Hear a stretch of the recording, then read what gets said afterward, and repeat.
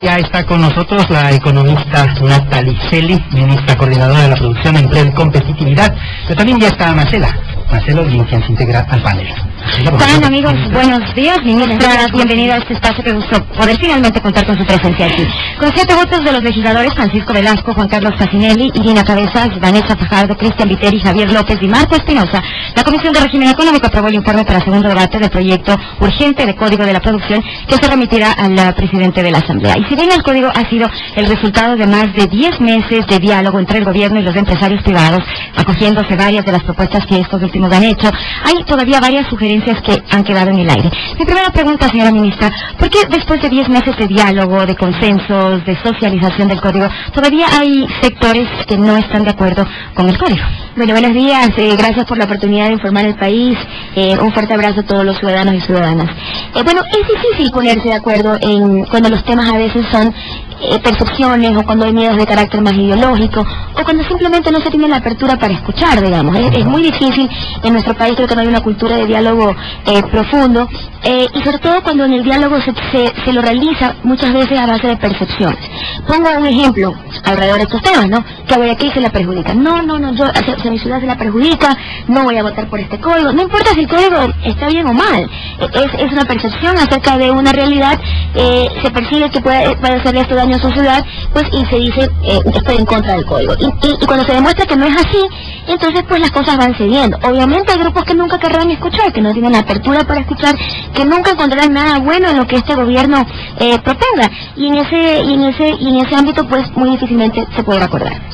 Ahora, ya yéndonos directamente al código, los artículos, por ejemplo, 16, que habla de las modalidades de inversión, el artículo 24, que también habla de los requisitos, montos y plazos de las nuevas inversiones, se dice que se definirá en el reglamento lo que se dice, es decir, que será dictado posteriormente. Hay una preocupación en torno a este sentido, de cómo pueden quedar normas que son tan importantes para luego dejarlas para el reglamento. Bueno, yo creo que hay una confusión, porque el código sí define exactamente qué es inversión nueva, y voy a ubicar ahorita los artículos para poder mencionarle. Lo que deja para el reglamento ya es la parte operativa, es decir, cómo se operativiza ese tema, pero el código tiene los artículos específicos que determinan qué es lo que es inversión y sobre todo lo que es inversión nueva.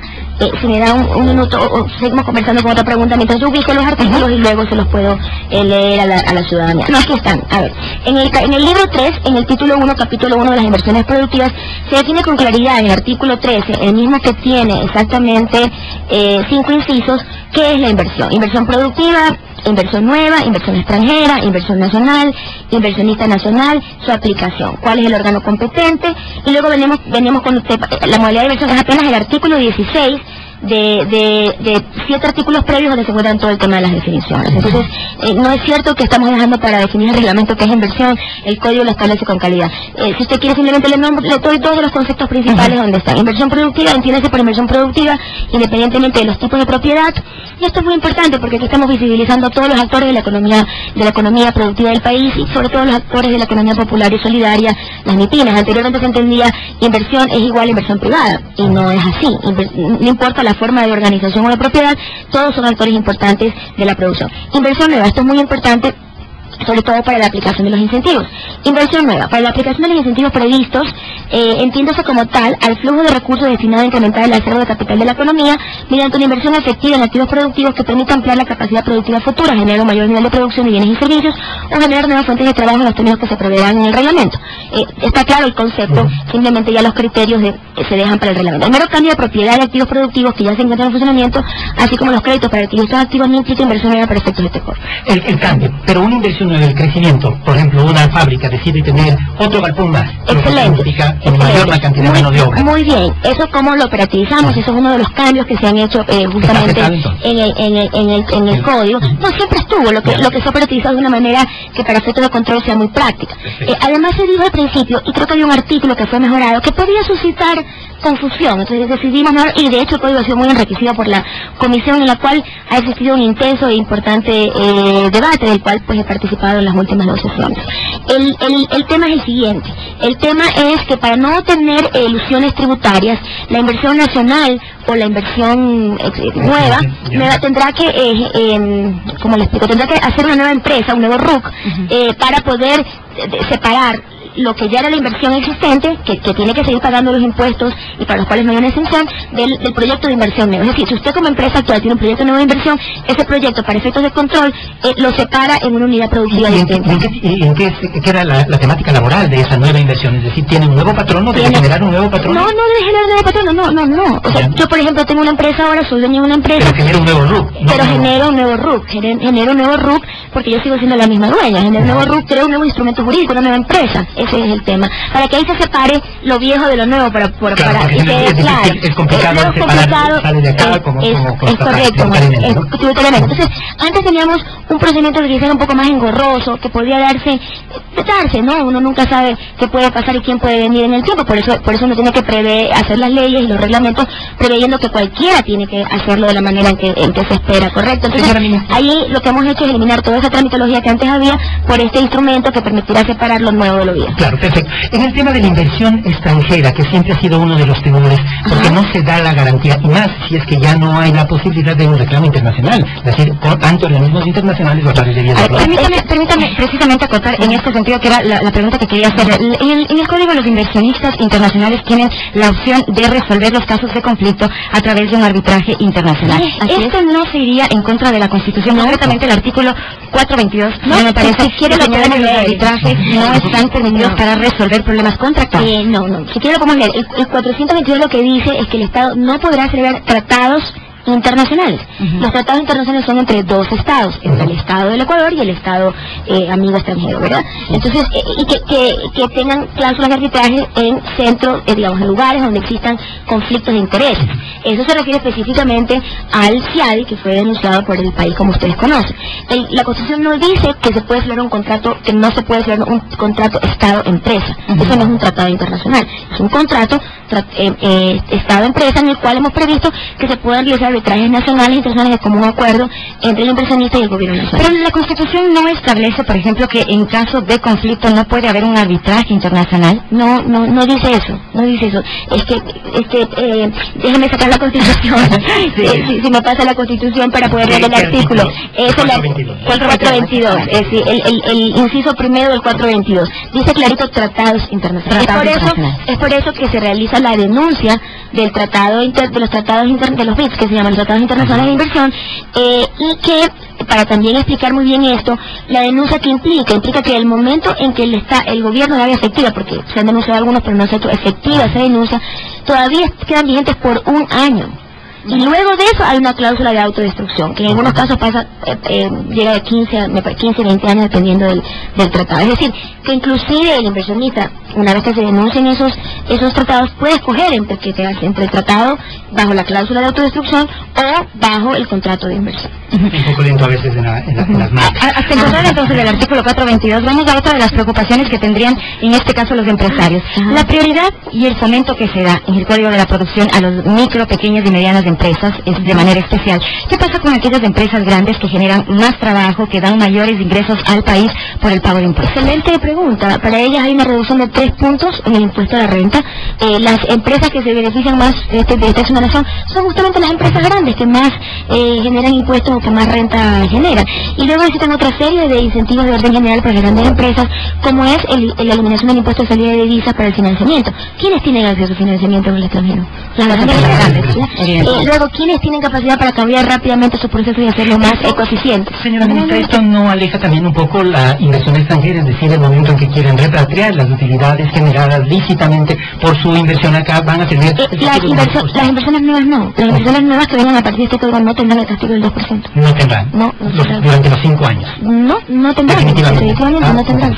Pero hay quienes dicen, por ejemplo, los empresarios, que de alguna manera se está obligando a que micro, pequeñas y medianas empresas se queden como tales. Eso es ideológico. Eso es lamentablemente ideológico. Mire, la economía tiene una estructura, lo que se llama una heterogeneidad estructural. ¿ok? Y como tiene una serie de estructural, nosotros, ¿por qué queremos disminuir disminuir la brecha, aumentar la productividad de las MIPYMES? Por un tema de aumentar la productividad general de la economía. El código establece que la productividad, el incremento de la productividad será un objetivo nacional. Nosotros no queremos una economía de la pobreza, no queremos actores pequeños, queremos actores fuertes. Pero con esto no se incentiva únicamente a los actores pequeños para que se queden como tales. No, para nada. El código, ¿sabe cuál es el único incentivo fiscal que tiene el código para las MIPYMES? Es, en el caso de las medianas, una exoneración adicional atada a que mejore productividad, atada a que pueda exportar su promoción. El resto son incentivos de orden fiscal, subsidios, digamos, cofinanciamiento de programas para mejorar la productividad, asistencia técnica, capacitación, y sobre todo el incentivo más fuerte que tienen las MIPYMES en el código es el garantizarles acceso a financiamiento, acceso a capital de riesgo. Estamos creando un Fondo Nacional de Garantías y estamos pidiendo a la autoridad, bueno, la ley dispone, digamos, a la autoridad competente, que sería la Superintendencia de Banco, que establezca un sistema de garantías. Este, por ejemplo, es un tema ideológico. Se cree que el gobierno hace una apología de lo pequeño, y que lo pequeño es bueno y lo grande es malo. No. Lo que es bueno para el país es tener empresas responsables, que cumplan con sus 4 éticas empresariales, como lo hemos definido. Eso es lo que le hace bien al país. Y los empresarios de visión. Al país no le hace bien tener microempresas que no son productivas. Y lo lógico sería, en este caso, tal cual lo promulga el gobierno, apoyar a quienes menos tienen para que precisamente puedan salir adelante y desarrollarse. Pero eso yo, por ejemplo, no le puedo aceptar a dirigentes empresariales que salgan a decir esto, pues. Eso es no tener la apertura, eso es lo que llamo no querer, no abrir el corazón para escuchar, porque aparte de la mente que abrir el corazón, tener generosidad para escuchar. Entonces, si no se quiere escuchar, y si tiene argumentos ideológicos como el que usted acaba de mencionar, ¿cómo nos ponemos de acuerdo? Pues si el gobierno claramente, no solo lo está diciendo, está en una agenda de transformación productiva, está en el código. El objetivo es aumentar la productividad nacional. El objetivo es tener actores pequeños, medianos, que tengan acceso real a los factores de la producción y que progresen, que generen empleo. Por supuesto. Señora ministra, uno de los temas que ha preocupado también es la temática sobre el impuesto a la tierra. Sí, este es un tema, por si acaso el código no trae ningún impuesto, este es un impuesto que se puso, que se estableció en la ley de equidad financiera y que estamos buscando la manera de cómo mejorar su impacto en algunos casos, ¿no? Debería ser, puesto que el código de la producción interviene en varias leyes, en varias temáticas, entonces esta tal vez podría ser una oportunidad de analizar el tema del impuesto a la tierra, puesto que hay, de acuerdo a algunos criterios, un doble impuesto, además del impuesto el impuesto predial que se paga al municipio, que es un impuesto que sale y que va grabado en los costos de producción, también es... Sí me gustaría recordar por qué nació el impuesto a las tierras. El impuesto a las tierras nació por buscar un instrumento que permita que la gente que especulaba con tierras desista de seguirlas teniendo y las venda, las ponga, digamos, las ofrezca para que la gente la compre y se produzca, se maximice el uso de la tierra. Correcto, eso sería el espíritu que está. Entonces, el impuesto lo que dijo es, a partir de 25 hectáreas, todo el mundo pagará impuestos, y el que está produciendo lo que hace es que a partir de las 25, si yo tengo 100 hectáreas, de menos 25 son 75, ese costo yo lo deduzco del impuesto de renta. Es decir, si yo tengo mi tierra productiva, si tengo una renta adecuada, no me afecta porque lo deduzco como gasto y ya está. En cambio que el que no está produciendo, si le cuesta, ¿no? Son $8 por hectárea. Si usted tiene una propiedad de 100 hectáreas, estamos hablando de $800. Y así quiero poner esto en perspectiva. $800. Entonces, el punto es que en algunos lugares, como en el Oriente, la tierra es poco productiva.